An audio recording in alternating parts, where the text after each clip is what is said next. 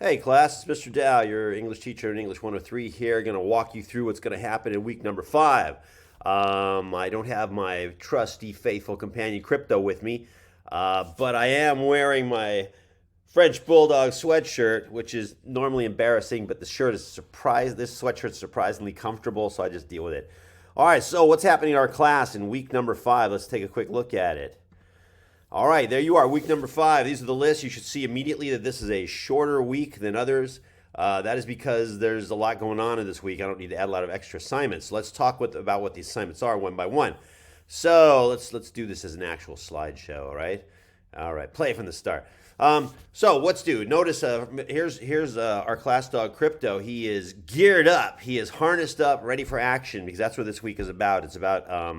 It's about the students actually producing the first paper and getting ready to go to the next paper. A lot of action, a lot of stuff happening this week, even though there aren't that many assignments. So take a cue from Crypto. Okay, the first thing you have to do this week is turn in paper number 1. Now there's a page before the turn-in page that just says, here are some instructions before you turn in paper number 1. Read those instructions, go through it because there are some things you need to be aware of, and there's like a checklist of things that must be done. I put that up there because I'm often running into people who have skipped one thing or another and they're leaving out a crucial part of the paper. And you just can't do that. So this is like a final reminder. Here's some things that have to happen in your paper. If you haven't done them yet, make sure you do this before you turn in the paper.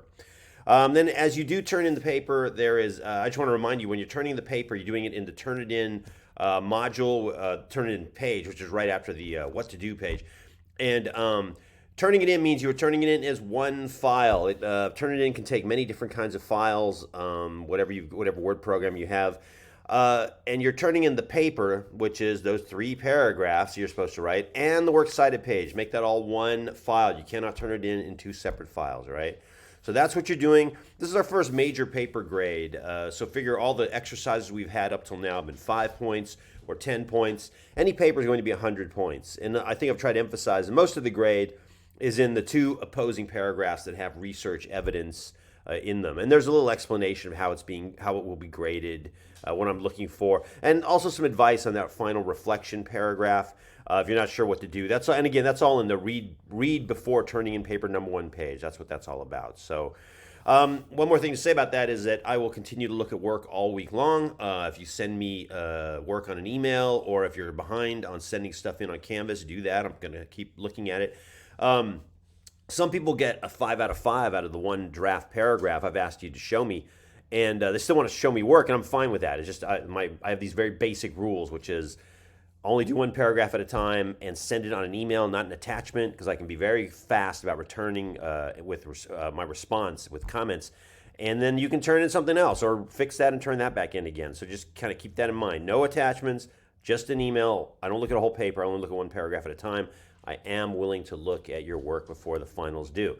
Last thing to say about this is if you are late turning in paper 1, it is not a disaster. There are some penalties for turning in late. I take off a few points each day. But I have found over and over again, it is much better to turn in a good paper a little bit late than a bad paper on time. So keep that in mind. Get hold of me if you have questions. All right, after paper number 1 is turned in, after that, you have to take the Toolman Logic quiz.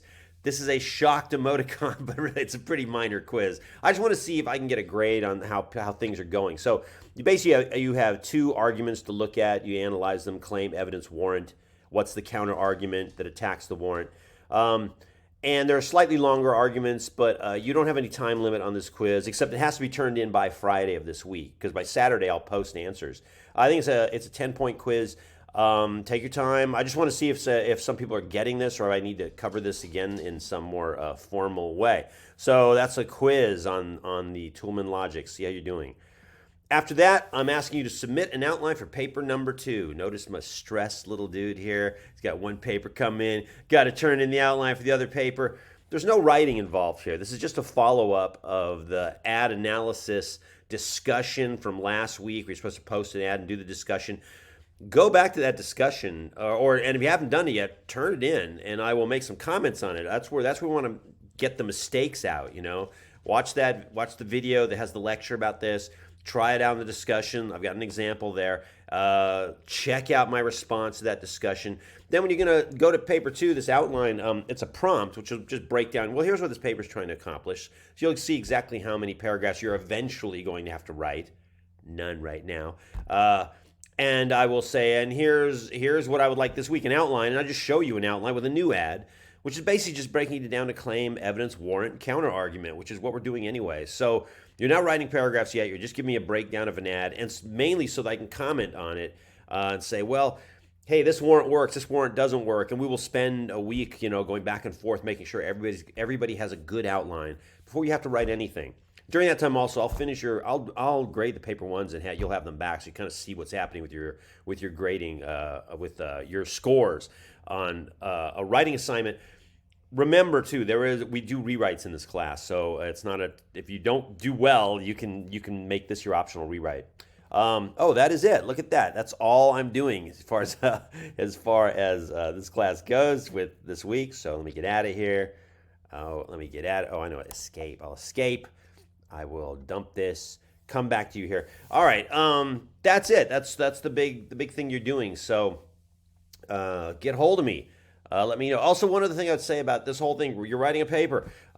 This might be a great time to use the Citrus resources. Embedded tutor in the class. Don't want to use the embedded tutor. Send your paper to the Writing Center has a 24-hour turnaround review. You submit your paper. They look at it. They give it back with comments. You might have to tell them something about the assignments. They know what you're trying to do. But if you want to wrap more one-on-one, set up an appointment. They'll do it on Zoom. They'll do it on phone, whatever. But you do have a lot of people who help you outside of me, and you got to remember that writing is rewriting. Writing is rewriting. I'd say the majority of grades that aren't what people want in the class all comes down to one thing. I'm asking for a final draft of this paper. Many times people submit a rough draft. It's a draft that they wrote quickly.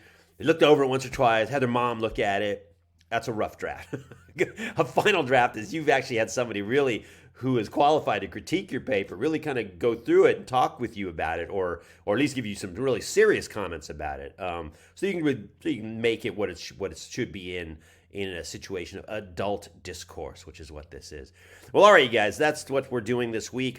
Sorry, Crypto's not here; he went outside. I'll have him in the video next time. All right, go forth, do good work.